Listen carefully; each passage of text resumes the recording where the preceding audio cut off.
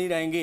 लेकिन इस बीच अगली खबर की बात कर लेते हैं, क्योंकि देखिए एक बड़ा मूवमेंट आज देखने को मिलेगा। गृह मंत्री अमित शाह आज उदयपुर दौरे पर आ रहे हैं, जहां वो आयोजित होने वाली जनसभा को संबोधित करेंगे। इसके बाद वो होटल हावर्ड जॉनसन में जनजातीय समाज के प्रबुद्ध जनों से संवाद करेंगे। शाह की सभा में प्रदेश प्रभारी अरुण सिंह, प्रदेश अध्यक्ष सीपी जोशी, पूर्व मुख्यमंत्री वसुंधरा राजे, नेता प्रतिपक्ष राजेंद्र राठौर सहित कई सीनियर लीडर्स उपस्थित रहेंगे, मौजूद रहेंगे। गृह मंत्री अमित शाह की सभा आज है। चुनावी मैदान में उतरने वाले जो दावेदार हैं, जो दावा ठोक रहे हैं टिकटों के लिए, वो होर्डिंग्स पर होर्डिंग्स लगाए पड़े हैं। एयरपोर्ट से लेकर सभा स्थल तक जो है पाट दिया गया होर्डिंग से सड़कों को। शाह के स्वागत के बहाने अपनी अपनी दावेदारी को मजबूत करने के लिए नेता जुटे हुए हैं। सभी की नज़र सिटी के उस मार्ग पर जहां से आएगी लोगों की भारी भीड़। कुछ नेताओं ने तो 2 दिन पहले ही चौराहों पर प्रमुख स्थानों पर अपने अपने होर्डिंग्स लगा दिए गृह मंत्री अमित शाह की स्वागत की। क्या भाजपा को सवाल यह भी कि क्या भाजपा को गुलाब चंद कटारिया की कमी खलेगी? कटारिया के राज्यपाल बनने के बाद उदयपुर में पार्टी का पहला ये बड़ा कार्यक्रम है और कार्यक्रम को सफल बनाने की जिम्मेदारी बाकी लीडर्स पर है। कुशल नेतृत्व के दम पर गुलाब चंद कटारिया हमेशा सफल होते थे, उन्हीं का ये क्षेत्र। अब ऐसे में उनको जो है राज्यपाल बना दिया गया है, लेकिन गृह मंत्री अमित शाह जो है वो आज आ रहे हैं। अब ऐसे में अमित शाह के आने पर तैयारियां पूरी हैं।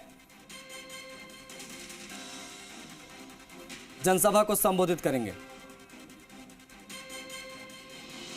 विष्णु हमारे सहयोगी ज्यादा जानकारी के साथ सीधा लाइव कनेक्ट हो रहे हैं, उनसे बातचीत करते हैं। विष्णु, गृह मंत्री अमित शाह का दौरा कितना महत्वपूर्ण उदयपुर के लिहाज से, राजस्थान के लिहाज से, क्योंकि ये बड़ा मूवमेंट है आज? बिल्कुल, बीजेपी के लिहाज से काफ़ी महत्वपूर्ण दौरा है, क्योंकि बीजेपी का हमेशा ही मेवाड़ संभाग पर वर्चस्व रहा है। लेकिन पिछले दिनों देखा गया तो यहाँ कुछ सीटें दरियावाद जैसी वो बीजेपी के खाते से छिटक कर चली गई थी। लेकिन अब अमित शाह का दौरा है, ऐसे में एक माहौल बनने लगा है। यहाँ मेवाड़ की जो धरती है उसका प्रमुख केंद्र है उदयपुर, और यहाँ तमाम जो कार्यक्रम की जिम्मेदारी संभाल रहे हैं संयोजक है इस कार्यक्रम के, एक तरह से पूर्व मंत्री अरुण चतुर्वेदी, उनसे बात करते हैं इन्हीं कुछ विषयों को लेकर। आज अमित शाह जी का दौरा है, किस तरह से प्रभाव रहने वाला है इस दौरे को लेकर? मुझे लगता है कि जनता में बड़ा उत्साह है, कार्यकर्ताओं में बड़ा जोश है इसको लेकर के। बूथ तक की योजना इसकी बनी है और आज हम देख रहे हैं कि लोगों का आने का क्रम शुरू हो गया है। मुझे विश्वास है कि जिसकी तैयारी और अमित भाई को देखने का, सुनने का जो उत्साह है, निश्चित रूप से बड़ी संख्या में लोग हैं। अब गुलाब चंद कटारिया एक प्रमुख चेहरा हुआ करते थे, अब वो यहाँ संवैधानिक पद पे चले गए, तो ऐसे में अब क्योंकि ये दौरा उनके राज्यपाल बनने के बाद पहला दौरा है और पहला बड़ी सभा है बीजेपी की, तो क्या लगता है कि उनकी कमी खल रही है या क्या, किस तरह से? ये बात सही है कि बहुत लंबे समय तक, करीब 50 साल तक संगठन के नाते गुलाब जी यहाँ सक्रिय रहे, और अब क्योंकि असम के राज्यपाल बने, एक संवैधानिक दायित्व पर हैं, तो सक्रिय राजनीति से दूर हैं। लेकिन भारतीय जनता पार्टी का संगठन गुलाब जी ने और उससे पहले की पीढ़ी ने भी यहाँ अपने तपस्या से, पसीने से सींचने का काम किया है। बड़े पैमाने पर कार्यकर्ता हैं और पिछले कई दिन से अमित भाई के कार्यक्रम को सफल बनाने के लिए सब कार्यकर्ता प्राण प्रण से लगे हुए हैं। बिल्कुल, पूर्व मंत्री अरुण चतुर्वेदी जिन्होंने कहा कि पूरे कार्यकर्ता पूर्ण प्राण प्रण से इसको जुटे हुए सफल बनाने के लिए। मेरे साथ यहाँ पर मेरे सहयोगी हैं अविनाश जगनावत, उनसे बात करते हैं कि इस पूरे कार्यक्रम का राजनीतिक प्रभाव क्या रहने वाला है, क्योंकि यहाँ राजस्थान के उदयपुर संभाग में करीब अगर मानी जाए तो 28 सीटें हैं, उनमें 14 सीटें बीजेपी के पास है इस वक्त और 11 सीटें कांग्रेस के पास है, 2 बीटीपी के पास है, 1 निर्दलीय है। तो ऐसे में इस पूरे कार्यक्रम को किस दृष्टि से आगे राजनीतिक लिहाज से देखा जाए? अविनाश। विष्णु जी, मैं आपको बताऊं कि लगातार मुख्यमंत्री अशोक गहलोत पिछले 2 महीने से मेवाड़ संभाग के दौरे पे हैं, आदिवासियों के बीच में जा रहे हैं, क्योंकि 28 सीटें हैं, उसमें से 16 सीटें जो है वो एसटी रिजर्व हैं। एक बड़ा वोट बैंक है और उसके अलावा जो शेष बची हुई जो सामान्य सीटें हैं उस पर भी कहीं ना कहीं ट्राइबल वोटर्स हार जीत का एक निर्णायक जरूर साबित होता है। और ऐसे में मुख्यमंत्री लगातार यहाँ पर दौरा कर रहे थे, तो उसके काउंटर में भाजपा को एक बड़ी रैली यहाँ पर करनी थी, एक बड़े नेता को यहाँ पे लाना था और यही कारण है कि यहाँ पे अमित शाह को चुना गया, क्योंकि अमित शाह एक पार्टी का बड़ा चेहरा है, गृह मंत्री है, एक चाणक्य के रूप में जाने जाते हैं, बड़े रणनीतिकार है पार्टी के। तो उनके आने से कहीं ना कहीं कार्यकर्ताओं में जोश भरेगा, एक नई सोच, नई ऊर्जा जो है वो मेवाड़ में यहाँ पर जगेगी और वो बहुत ज़रूरी है। अगर आपको मेवाड़ संभाग में अब बीजेपी मजबूत है, लेकिन उस मजबूत गढ़ में मुख्यमंत्री अशोक गहलोत अपने दम पे सेंधमारी कर रहे हैं और उस सेंधमारी को रोकना है तो पार्टी को एक बड़ा नेता यहाँ पे, चेहरा यहाँ पे चाहिए था। और आज अमित शाह जब आ रहे हैं तो अविनाश, क्योंकि कटारिया चले गए संवैधानिक पद पर, कटारिया के जाने के बाद कहीं ना कहीं कांग्रेस भी इस प्रयास में है कि उनकी कमी को यहाँ पर भुनाया जाए और इसी को लेकर लगातार मुख्यमंत्री पिछले कुछ समय से इस संभाग में दौरा कर रहे हैं, यही कारण हो सकता है। बिल्कुल, देखिए प्रदेश नेतृत्व जो है कटारिया के रहते हुए मेवाड़ संभाग से पूरी तरह निश्चिंत था। अगर कोई भी डैमेज होता है उसको कंट्रोल करने की जिम्मेदारी जो है वो गुलाबचंद कटारिया के कंधों पे होती थी और पिछले कुछ सालों से नहीं, पिछले कई दशकों से, 4-5 दशकों से वो इस जिम्मेदारी को बखूबी निभा रहे थे। लेकिन उसको काउंटर में जब बीजेपी का प्रदेश अध्यक्ष चेंज किया, क्योंकि कटारिया के जाने के बाद में मेवाड़ कहीं ना कहीं कमजोर हो रहा था, तो मेवाड़ से ही